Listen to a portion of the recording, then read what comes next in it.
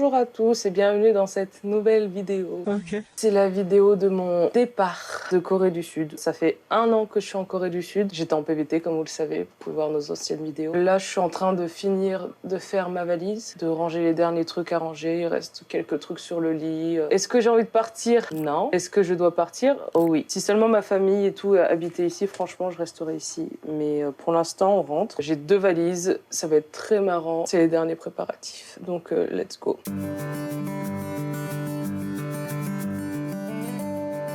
Ce qui va être le plus chiant, c'est mon matériel de son parce que ça pèse une blinde et c'est fragile, donc j'ai pas envie qu'on me le pète.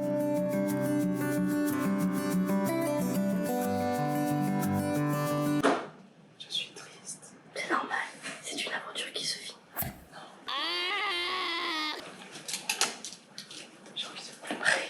Non, faut pas pleurer.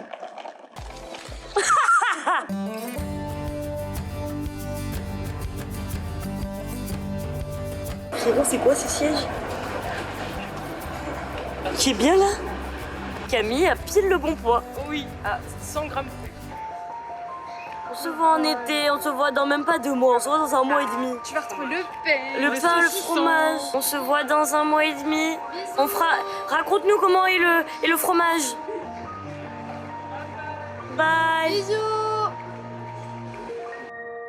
Donc ça fait environ 1 semaine que je suis rentrée en France. Et je voulais un peu vous parler de mon année en Corée, de ce que j'ai pu faire, le ressenti que j'ai eu. Si ça peut vous aider pour un prochain voyage, ben voilà. Donc pour vous récapituler un peu ce qui s'est passé, avec Tessa et Chloé, nous sommes partis il y a 1 an en Corée du Sud. Moi, je suis partie directement en PVT, contrairement à Tessa qui l'a fait un peu plus tard. Et j'ai passé 1 an là-bas. Donc j'ai commencé le voyage avec Tessa et Chloé. Ensuite, les filles sont reparties en France. Je me suis retrouvée seule. Tessa est revenue en octobre ou en novembre. Puis Chloé est arrivée en mai, juste 2 semaines avant que moi je parte. Bon, je vais pas vous mentir, à un certain point, le voyage il a été assez compliqué. Surtout la période où Tessa et Chloé n'étaient pas là. C'est un peu compliqué d'être seule dans un pays étranger, en tout cas pour moi. J'avais des amis bien sûr, mais ils n'étaient pas tout le temps libres, on n'avait pas du tout les mêmes horaires. J'aime beaucoup découvrir, donc au final j'ai réussi à me faire d'autres amis, c'était très sympa. Oui, donc j'ai aussi fait 2 trimestres à l'université de Sogang dans le cursus de langue. Bon, je suis pas un as du coréen, bien sûr, attention, je ne suis pas un as du coréen. Je comprends quand on me parle, même s'il y a des mots que je comprends pas, je peux comprendre le contexte, donc ça se passe très bien. Après, il faut pas me parler de géopolitique. L'école s'est très bien passée, j'ai passé les 2 niveaux. J'aurais pu passer en niveau 3, mais il fallait que... en fait, j'avais plus d'argent, donc j'avais pas vraiment le choix. Il y a quand même quelques mois où j'ai galéré parce que je devais trouver un travail et que c'est quand même assez compliqué. Le moment où je me suis vraiment mis à chercher un travail, ça m'a pris 2 mois avant d'en trouver un. J'ai fait la plonge dans un restaurant pendant environ 2 mois et demi, c'est-à-dire fin février jusqu'à fin mars. C'était assez loin de là où j'habitais, c'était à 1 heure de trajet en métro. Et c'était vraiment sympa. Pendant le travail, j'étais plongée dans l'univers coréen parce qu'il n'y avait que des Coréens. On n'avait que 2 qui étaient étrangers, c'était moi et ma pote. Elle était vietnamienne, mais elle était mariée à un Coréen et elle était là depuis très longtemps. J'ai passé mes journées à entendre parler coréen autour de moi et comme ils ne parlaient pas anglais, je suis obligée d'essayer de me débrouiller. Et j'ai très bien marché. Quand Chloé est arrivée, il ne me restait plus que 2 semaines. C'était vraiment la fin du voyage et j'étais dans un mood, j'avais vraiment pas envie de partir.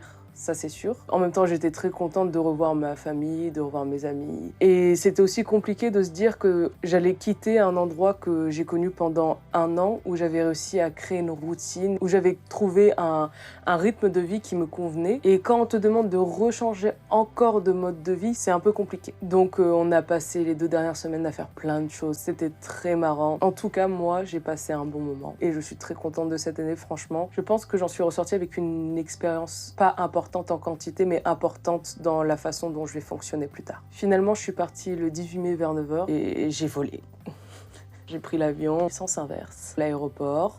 Il pleuvait, ils ont pété mes valises et donc j'ai commencé à être la française la plus grognon de la planète. Déjà tout le monde te comprend donc il fallait faire attention à ce que tu disais. En gros j'avais l'impression que tout était là pour m'énerver. Les transports en commun, j'ai vu ma famille, j'ai vu quelques amis, je suis sortie avec quelques amis. La bouffe, incroyable. Je suis rentrée chez moi, j'ai eu droit à un tagine. Il y avait du saucisson, il y avait du fromage, j'étais en eau. Wow. 3 jours après quand je me suis réveillée, la première chose que j'avais envie de manger c'était du japchae et ensuite du jjajangmyeon. Maintenant ça va faire 1 semaine que je suis rentrée. J'ai eu le temps un peu de procéder, j'ai toujours envie bien sûr de repartir. Quand tu trouves une façon de vivre qui te plaît, tu as envie de rester dans ce mode de vie-là, il n'y a aucune raison d'en douter. Ça se trouve, plus tard, ce mode de vie ne me conviendra plus, mais pour l'instant, c'est ce que j'ai préféré. J'adore la France, il n'y a aucun problème, mes amis sont tous là. Mais c'est sûr que j'aimerais peut-être à l'avenir trouver un moyen de faire des allers-retours ou peut-être un job qui pourrait me permettre de faire passerelle entre les deux pays. Mais là, pour l'instant, il faut que je règle certains trucs avant de pouvoir repartir ou penser à repartir. En tout cas, la chaîne YouTube, c'est un truc qui me plaît, qui me passionne. Ça prend du temps, mais ça me passionne. Et mon retour en France, dans ma tête, ne signe en aucun cas l'arrêt d'une quelconque activité en rapport avec la chaîne ou avec mes passions. Et voilà.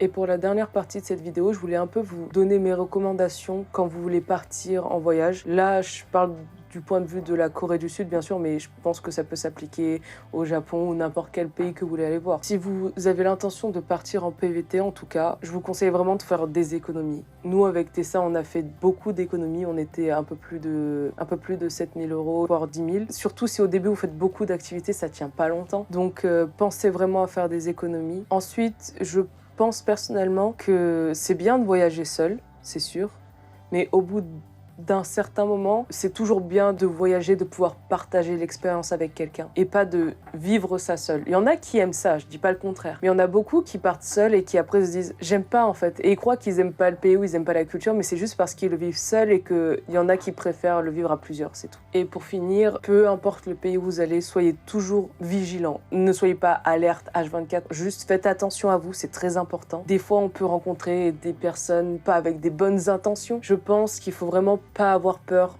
d'essayer les choses. Il y a plein de choses qu'il faut tester et que ça se trouve, vous n'aurez pas la chance de pouvoir les retester une autre fois. Donc vraiment, si vous pouvez le tester, testez-le. De manière sûre, mais testez-le. C'est les seuls conseils que je peux vous donner, c'est de profiter de votre voyage. Même prenez du plaisir à prévoir votre voyage. Faites-le dans la joie et la bonne humeur. Ça arrive, c'est normal de rencontrer des problèmes à un moment, d'avoir des choses qui se passent pas comme prévu. Mais c'est aussi ça la beauté du voyage. Tu peux pas tout prévoir. Il y a de l'imprévu. S'il n'y a pas d'imprévu, et donc là, j'attends impatiemment que Tessa et Chloé reviennent pour qu'on puisse discuter, pour qu'on puisse prévoir des trucs incroyables. Et juste pour les revoir, il y a le moment, wesh. Je pense vraiment qu'un voyage dans une amitié, ça te permet aussi de découvrir mieux les gens. Même nous, avec Tessa et Chloé, ça fait 5 ans qu'on se connaît, on découvre encore des choses. On apprend aussi à vivre ensemble, à partager ensemble. Donc c'est vraiment un moyen. Je pense que cette expérience nous a permis de nous épanouir, toutes les trois individuellement, de nous épanouir en tant que groupe aussi. Et voilà, c'est la fin de la vidéo. Si vous avez des questions, vous pouvez les laisser en commentaire. Je vous invite à aimer la vidéo, à vous abonner. Et c'était Baguette Entertainment, on se retrouve pour une prochaine vidéo. Au revoir!